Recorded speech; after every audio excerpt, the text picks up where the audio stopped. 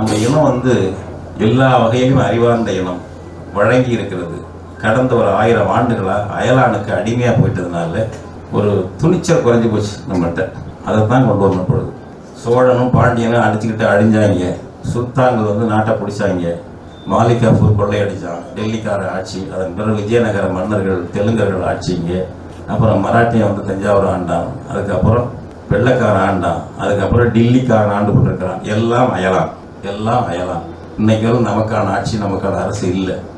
அந்த அடிமை உளவியலில் என்னாச்சுனாக்க ஒரு தயக்கம், சிந்திக்க துணியறதுலேயே தயக்கம் வருகிறது. நம்மளுக்கு ஒரு முன்முயற்சி எடுக்க தயக்கம், பொறுப்பெடுக்க அச்சம் என்ற ஒரு தன்மை இருக்கிறது நம்மகிட்ட.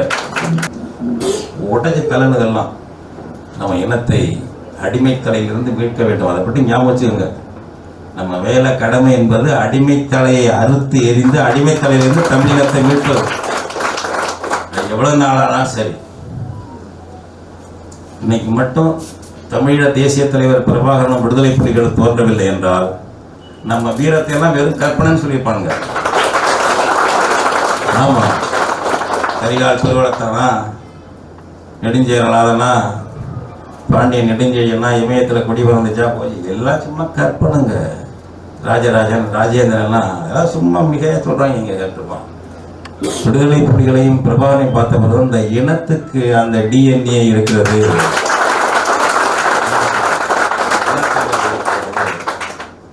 இந்த இனம் அதெல்லாம் செஞ்சிருக்கும்.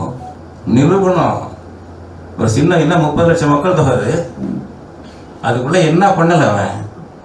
அதுதான் இன ஆற்றல், இன உள்ளாற்றல், பொட்டன்ஷியாலிட்டி, இன்ஹரண்டா இருக்கக்கூடிய ஆற்றல்.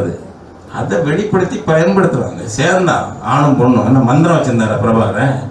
மனசுல உண்மை இருந்தது, உறுதி இருந்தது பிரபாகரன்.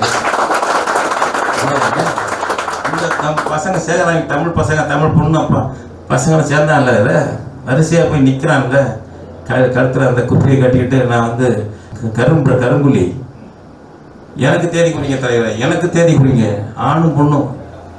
நாங்கள்லாம் வெளிநாடுகளுக்கு போப்போ உரையாற்ற சொல்லுவாங்க. அப்போ தேதி காட்டிக்கிட்டு எல்லாம் வரிசையாக நிற்குதுங்க. தனியாக பாசறை வச்சுருக்காங்க கரும்புலிகள், ஆணுக்கு பெண்ணுக்கும். போய் வெடிகுண்டை போட்டு எதிரியை கொண்டுட்டு தானும் சாவறதுக்கு. இந்த இனம் தானே அது, நம்ம ரத்தம் தானே.